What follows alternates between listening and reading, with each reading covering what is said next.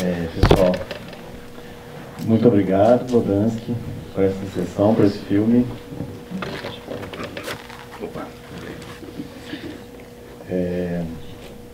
Bom, é muito bonito ver também que por trás desse cineasta que acompanha a Amazônia por tantos anos, né, por décadas, um trabalho enorme, monumental, rigoroso. Esse filme também, de certa maneira, nos faz entrar em contato com essa dimensão da imagem como diário, de um certo prazer sensível das imagens, né, de uma entrada por um outro caminho, né, que não é que seja alheio ao político, mas que talvez faça com que o político seja mais intenso ainda, né. Esse seu prazer das imagens, essa sua investigação sobre a forma da imagem. Então, me parece que esse filme também nos abre para essa outra dimensão, ao mesmo tempo que amplifica esse efeito político, né, dos seus filmes. Esse filme aconteceu por um acaso. Uma produtora de Manaus, Liliane Maia, que teve um pequeno, isso antes ainda da pandemia e do Bolsonaro, teve um pequeno edital no Amazonas para fazer, enfim, produtoras locais.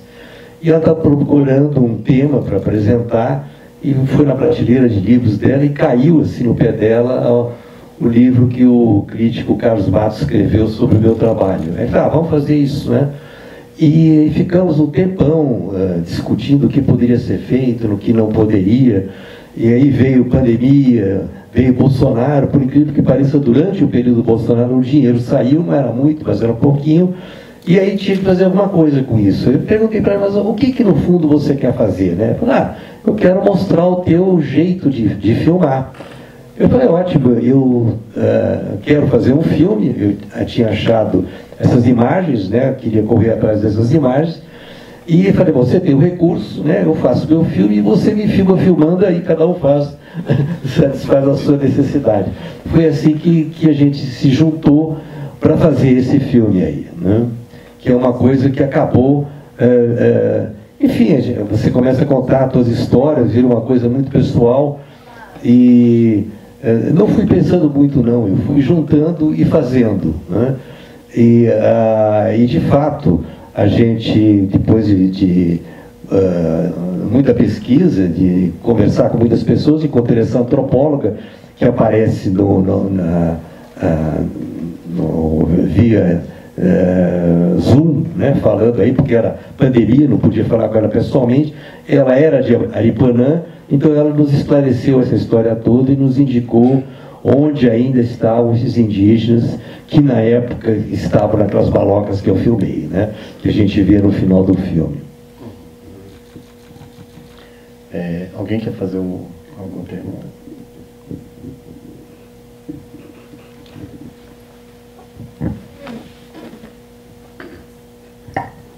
Boa noite, obrigado pelo filme. Acho interessante que você fala que o filme surge do contato com essas imagens, né? Um filme em primeira pessoa, mas acho que uma parte muito interessante do filme é não só ver a sua maneira de filmar e, né, um pouco o que o Ribão diz desse olhar que é lançado para o mundo e que de certa maneira é atravessado por esse engajamento político, mas esse gesto de trazer de volta essas imagens para aqueles indígenas, né? A gente teve aqui no Fórum DOC há uns 2 dias a presença da Cristina Amaral trazendo algumas imagens de making of do Serra da Desordem. Enfim, foi muito bonito. Queria que você falasse um pouco quando que isso surge no meio desse processo de feitura do filme, enfim, sobre a intenção mesmo de levar essas imagens de volta. Imagino que você deva ter um acervo enorme de imagens da Amazônia e desses povos. Enfim, como que você percebe isso e o que está por trás desse gesto? Não, a ideia inicial do filme foi justamente ir atrás dessas imagens, o que aconteceu com essas pessoas que aparecem nessa imagem, né? Eu não tinha a menor ideia o que tinha acontecido com eles, né? Até levou um tempo para a gente saber que eram cinta largas, e aí facilitou essa procura, né? Mas essa foi a ideia central do filme, foi chegar a eles, né? E aí no meio eu vou contando as minhas aventuras, né? E o meu jeito de filmar, o meu jeito de me relacionar com a câmera, né? Mas o leitmotiv do filme é esse encontro que se realiza no final do filme. Oi. Eu não entendi. Fala no microfone, por favor. Eu digo, mais do que descobrir quem eles são e o que aconteceu com eles, a projeção dessas imagens para eles, né? Como que foi esse momento, enfim. Isso está registrado aí. Foi exatamente assim como vocês veem, né? Eu não traduzi o que eles falam, porque eu achei que seria uma imposição, assim, né? Deixei eles totalmente à vontade, né? Com essas imagens, e foi sugestão deles de mostrar as imagens para as crianças, né? Aí eu sugeri, então contem para as crianças como era a história de vocês. E eles acharam bacana essa ideia e fizeram isso mesmo, né? Aí o filme termina assim, quer dizer, passando essas imagens para as gerações futuras.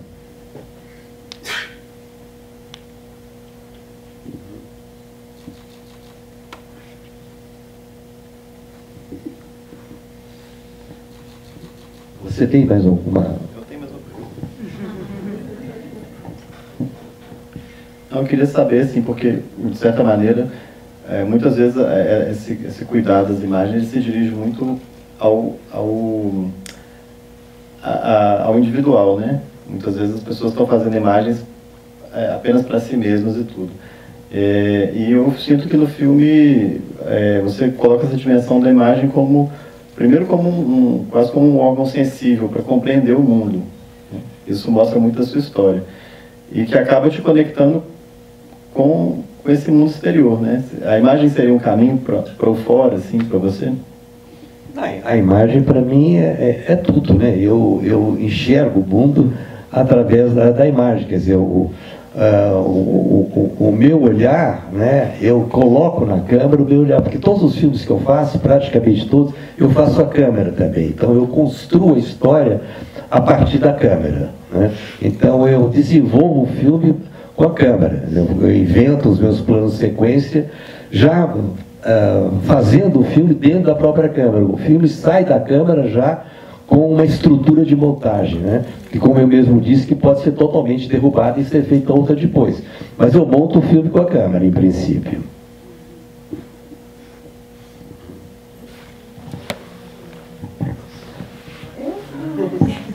Então, já que o Rogério passou para mim, queria agradecer a sua presença.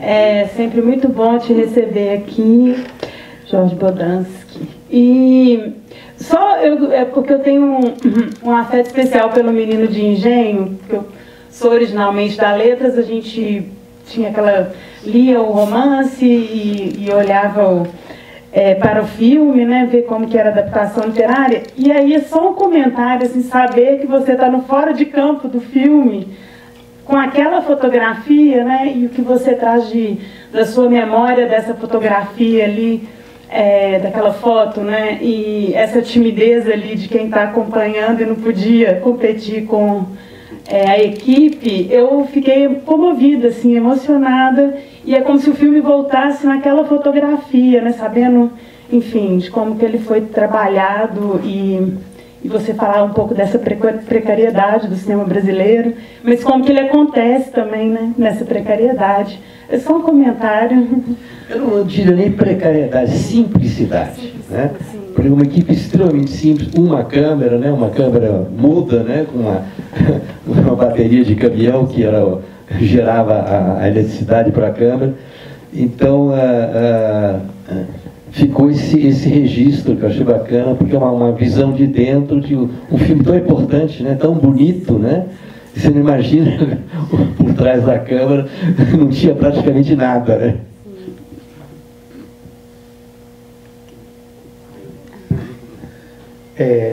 Bodansky, é uma pergunta meio... Acho que você não vai responder, mas para você, qual o filme mais importante o filme que você mais gosta de todos esses? Eu acho que Iracema, né, é um filme que ficou mais conhecido, como a gente mesmo vê aqui através do seu filme, e mostra as razões pelas quais ele ficou tão conhecido. Mas um outro filme que eu acho espetacular, assim, acho incrível, é o Terceiro Milênio. E não ficou tão conhecido, então não foi tão divulgado quanto Iracema, né? Então é isso, assim, é um comentário, mas... Você acertou. É o filme que eu gosto mais, é o Terceiro Milênio. Eu acho assim, o mais redondo.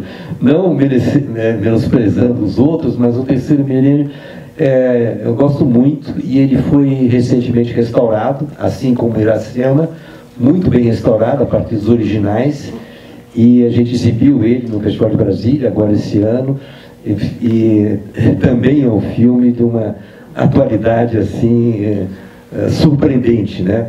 Mas é um filme que a gente vai começar a distribuir agora. A gente segurou ele um pouquinho, porque a gente fez o restauro do Iracema, lançou o Iracema, e agora vem a vez do Terceiro Milênio.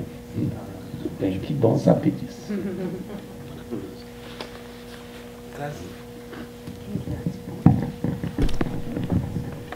É curioso porque até a Glória tinha comentado, vendo o filme, que a princípio parecia só um pretexto para contar a história do seu encontro com um amigo, assim, né? Isso é muito forte também no filme. Seria quase um segundo leitmotiv, não sei. Não, quando eu fui começar a trabalhar, né, a partir das minhas imagens, o filme foi feito a partir das imagens, né? O ano passado, o Instituto Moreira Salles fez uma grande exposição do meu trabalho no período da ditadura militar. Então, grande parte do meu acervo foi digitalizado, né? O acervo analógico, incluindo nesse acervo analógico, estava o meu arquivo Super 8. E esse filme, praticamente, ele foi feito em cima dos Super 8s, né? Foi quando eu tive uma descoberta do olhar do meu arquivo a partir do que surgiu com o Super 8, porque o Super 8 eu projetei muito pouco para não danificar o material e nunca editei os Super 8. Do jeito que saiu da câmera, ficaram guardados. Então foi uma forma de um encontro, né, as minhas vivências que eu tinha registrado como um diário em Super 8. É como se fosse ler pela primeira vez o meu próprio diário, né? Assim que surgiram essas imagens. Mas você perguntou o quê? Sobre a amizade. O encontro com o amigo.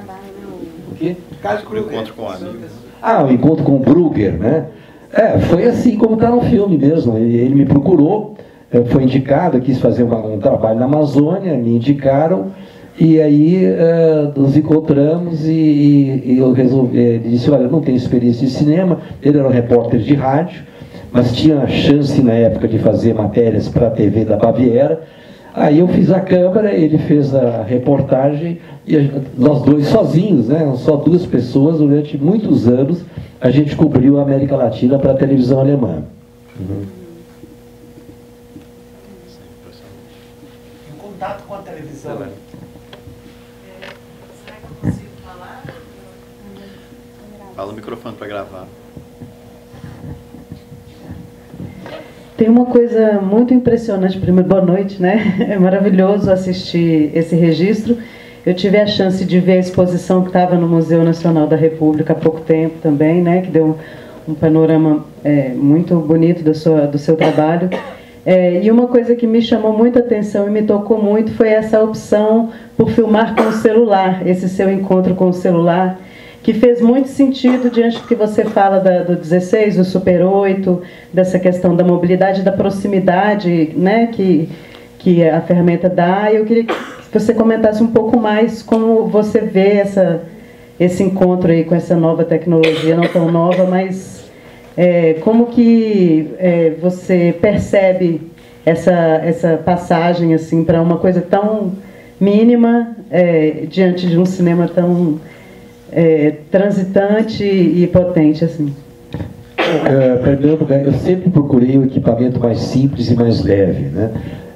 Mas quando chegou o celular, eu já filmo há muitos anos com o celular, aconteceu uma coisa muito interessante, principalmente quando você filma comunidades indígenas ou ribeirinhas, porque quando você chega com um equipamento grande, é uma relação muito desigual, né? Você tem uma câmera, que eles não têm, então você está fazendo uma imagem, eles acham que você vai sair por aí, vai ganhar dinheiro com essa imagem, e eles se sentem muito explorados, né, a partir Mas no momento que você chega com o celular, e eles também têm celular, é uma relação mais ou menos de igual para igual, eles têm a mesma condição de captar a imagem como você.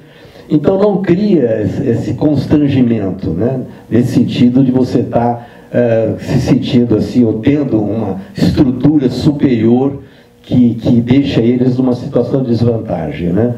Então essa relação ficou muito mais, eu diria, mais justa e mais fácil a partir da utilização do celular. Isso não só com comunidades de disco, com qualquer um. Você tira o celular, em qualquer lugar, você começa a filmar com o celular, as pessoas nem dão importância a isso, né? Não ligam para isso, né? Então é muito mais fácil gerar uma intimidade com o celular do que com uma câmera.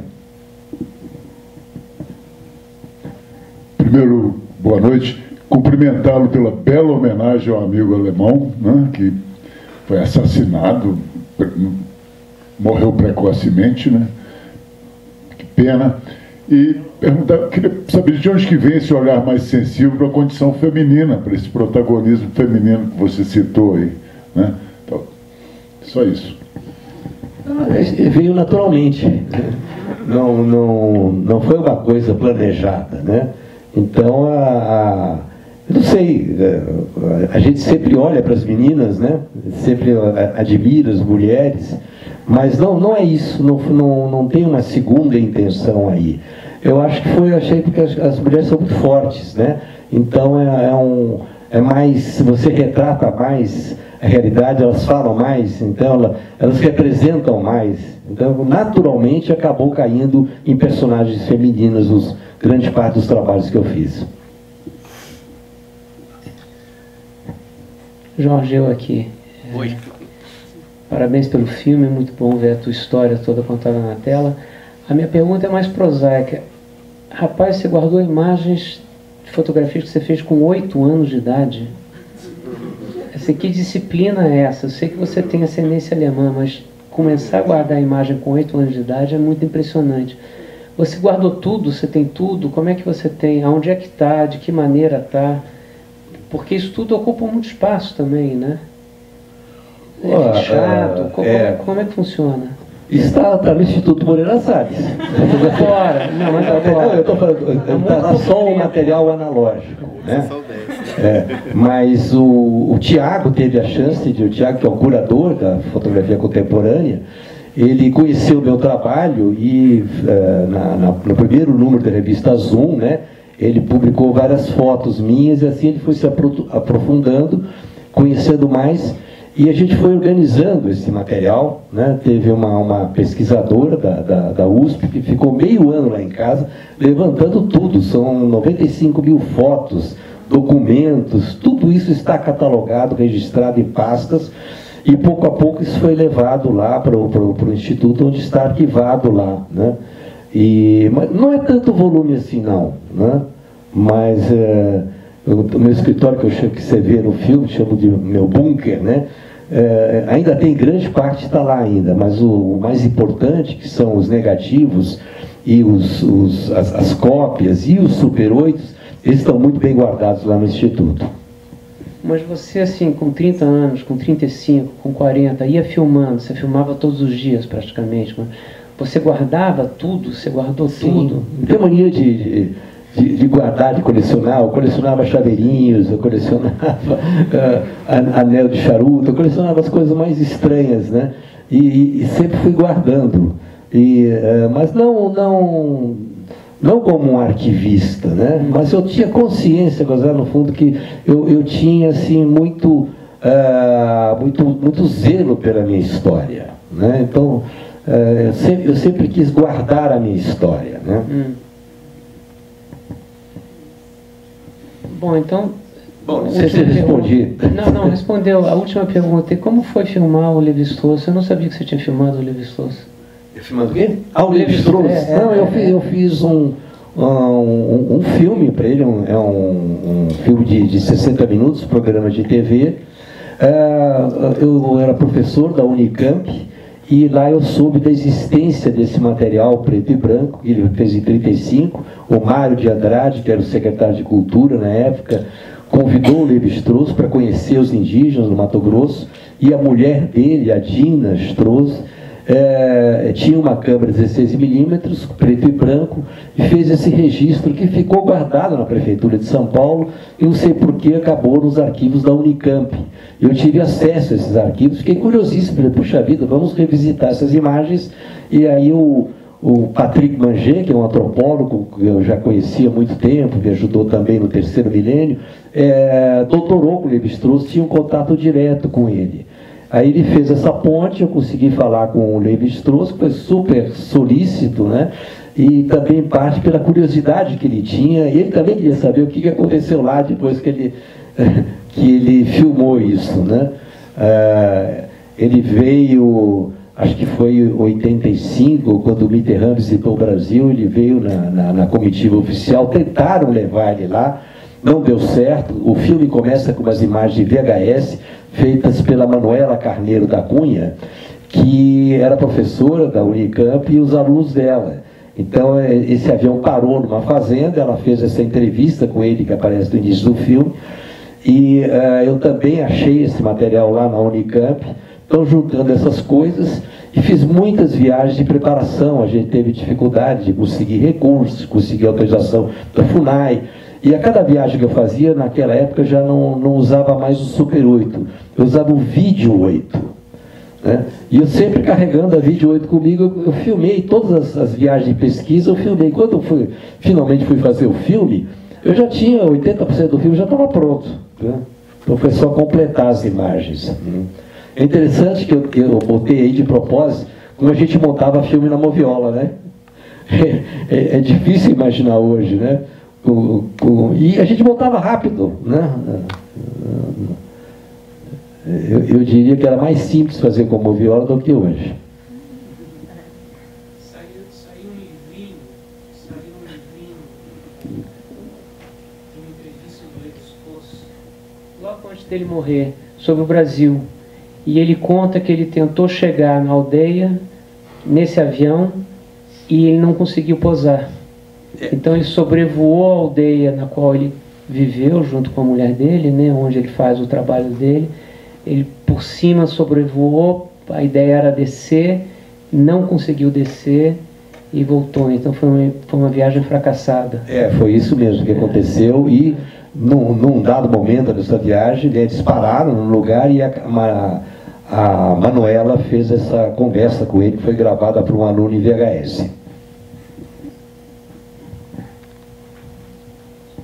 Como é que a gente está de tempo aí?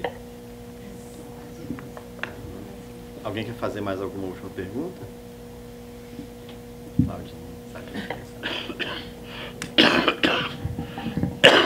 Jorge, muito obrigada, um prazer assistir ao filme e te ouvir. Eu queria perguntar sobre a montagem, como é que foi essa parceria aí na definição? O roteiro, imagino, tenha sido elaborado no processo de montagem, né? Ou não, enfim, como é que foi esse trabalho? Achei muito interessante as associações, a maneira como a montagem vai, a partir desse leitmotiv, como se disse, abrindo, né, outros caminhos, retornando, enfim. Te ouvir sobre. O que ajudou muito nessa montagem foram todos os percalços que aconteceram. Esse filme ele tem um arco de 8 anos, mais ou menos. E eu trabalho com a mesma editora, Bruna Calegari, que conhece muito bem meu material todo, né? Conhece todo, ela que editou grande parte dos filmes que eu fiz, e eu fui passando o material para ela, né? Então a gente foi um processo de ruminação mesmo, né? Mas muito longo, que permitiu você ter um distanciamento, se aproximar de novo. Então foram várias tentativas, e também eu não tinha certeza se ia chegar realmente aos cita-largas, se eu ia de fato ter chance de encontrá-los, né? Esse encontro poderia não acontecer, poderia também ser um encontro não exatamente das pessoas que estavam naquela imagem, podiam ser outras, né? Enfim, mas isso foi um longo processo. Aliás, como todos os filmes são, né? Os meus filmes, particularmente, eu demoro muito para fazer, né? Uma média assim, de 10 anos que eu levo para fazer um filme.